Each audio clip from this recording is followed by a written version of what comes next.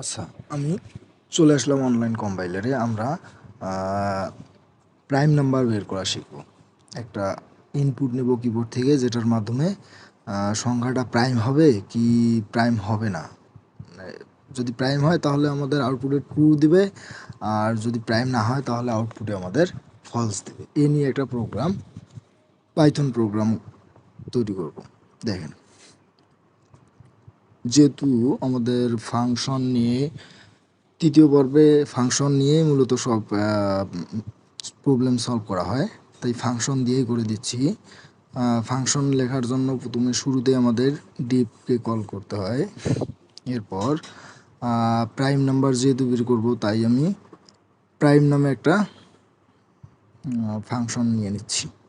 Prime নামে একটা function নিলাম, এখানে প্যারামিটার দিলাম এন, এবং পরবর্তী সেন্টেন্স লিখব। দেখেন, প্যারামিটার দিলাম এন। আমরা জানি যে প্রাইম নাম্বার কি? প্রাইম নাম্বার হলো সেই সংখ্যাটা যেটা হচ্ছে এক এবং ওই সংখ্যা ব্যতীত অন্য কোনো সংখ্যা দ্বারা ভাগ যায় না, তাই না? সেক্ষেত্রে আমাদের কি ওয়ানকে তো আমরা প্রাইম নাম্বার এমনিতেও ধরি না, তাই ওয়ানকে আমরা আগে ফলস করে দিব। এর জন্য ইফ স্টেটমেন্ট চালাবো। ইফ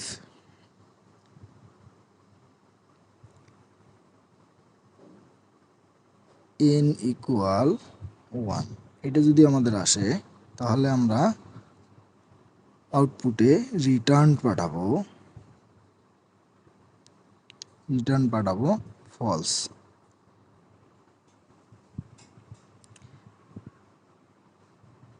দেখেন, এরপর আমরা 2 দিয়ে একবার দিয়ে দেব, মানে 2 তো আমাদের যেহেতু 2 আমাদের মৌলিক সংখ্যা, তাই 2কে দেব।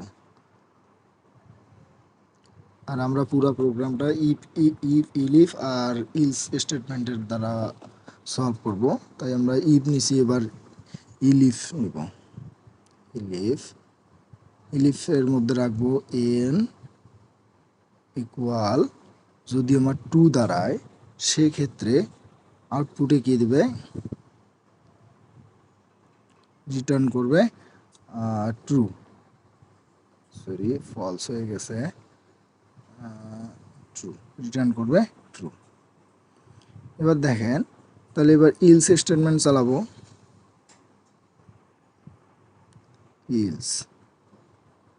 ইলসের এক্সপ্রেশন দিলাম। এরপর দেখেন, আমরা জানি দুইটা সংখ্যা, 1 আর হচ্ছে 2। 1 হচ্ছে মৌলিক সংখ্যা, তবুও তাকে আমরা মৌলিক সংখ্যা ধরি না, ওটা বিজ্ঞানীরাই ওটা প্রোভাইড করে দিয়েছে যে 1 মৌলিক সংখ্যা না, 1 ব্যতীত 2 মৌলিক সংখ্যা হবে, 3 মৌলিক সংখ্যা হবে, 5 মৌলিক সংখ্যা হবে, 7 মৌলিক সংখ্যা হবে, 11 হবে। মানে যেগুলা সংখ্যা আমাদের ওই সংখ্যা ব্যতীত অন্য কোনো সংখ্যা, ওই সংখ্যা এবং 1 ব্যতীত অন্য কোনো সংখ্যা দ্বারা ভাগ যায় না। সেহেতু আমরা দেখতেই পাচ্ছি যে যদি সংখ্যাটা 10 হয়ে থাকে, সেক্ষেত্রে আমার 2, 3, 4, 5, 6, 7, 8, 9 সব দ্বারাই কী করবে? তাকে ভাগ করার চেষ্টা করবে। তাহলে অবশ্যই এতগুলো সংখ্যা দ্বারা ভাগ করার চেষ্টা করবে, তাহলে অবশ্যই আমাদের লুপ চালাতে হবে। আমি ফর লুপ চালাচ্ছি। ফর আই ইন রেঞ্জের মধ্যে শুরুতে আমরা কত দিয়ে দিব? শুরুতে দিয়ে দিব 2, এবং শেষ সংখ্যা বলতে আমাদের কত পর্যন্ত চলবে? n সংখ্যক। এরপর সরি, একটু এক্সপ্রেশন দিতে ভুলে গেছি, এক্সপ্রেশন দিতে হবে। এক্সপ্রেশন দিলাম। দেওয়ার পর এরপর দেখেন, আমাদের এইটাকে মডুলাসের মাধ্যমে প্রকাশ করতে হবে।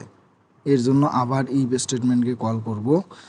এখানে এন মডুলাস আই ইকুয়াল, যদি আমার আউটপুটে 0 আসে সেক্ষেত্রে রিটার্ন করবে কি? ফলস। রিটার্ন করবে কি? ফলস।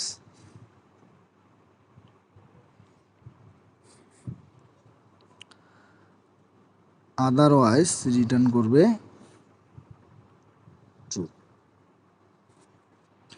এখন দেখেন, আমি এটাকে আউটপুটে প্রদর্শন করার জন্য প্রিন্ট ফাংশন নিব, এবং এটাকে প্রিন্ট ফাংশনকে কল করতে হবে। প্রিন্ট ফাংশন দিয়ে মেইন ফাংশনকে কল করতে হবে। প্রিন্ট মেইন ফাংশনকে এবার কল করতে হবে।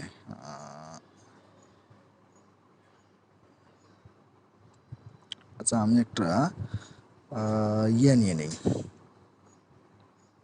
ভেরিয়েবল ক্রিয়েট করে নেই। এখানে আমি রাখলাম সাপোজ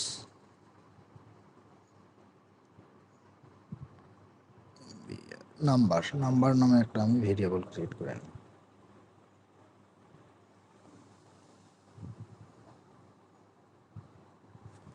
এখানে এনি নাম্বার ইকুয়াল ফাংশনকে কল করব। ফাংশন কি? PRI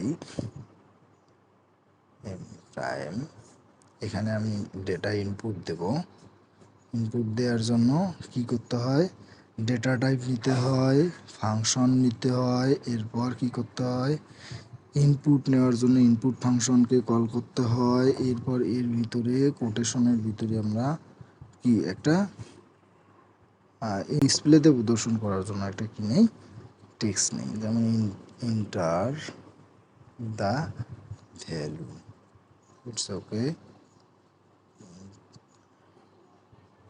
এরপর আমি প্রোগ্রামটাকে রান করব। দেখেন, আমি এবার ভ্যালু দিয়ে দেব।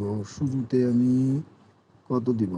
শুরুতে 1 দিলাম, দ্যাটস ফলস। এরপর আরেকবার রান করে 2 দেই, চলো ট্রু। এরপর দেখেন আমি 15 দেই, কি আসে? That's false. কারণ ওটা তো ভাগ যায়, তাহলে তো ভাগলে তো আর ওটা প্রাইম নাম্বার হবে না, তাই না? 33 দিয়ে দেখি, 33 কি আসে? ফলস। এরপর দেখি 53 দিয়ে দেখি, ইটস ট্রু। আচ্ছা, ইটস ওকে। ঠিক আছে, তোমরা প্র্যাকটিস করো, যদি কোনো সমস্যা হয় তাহলে ক্লাসে আমাকে বলো।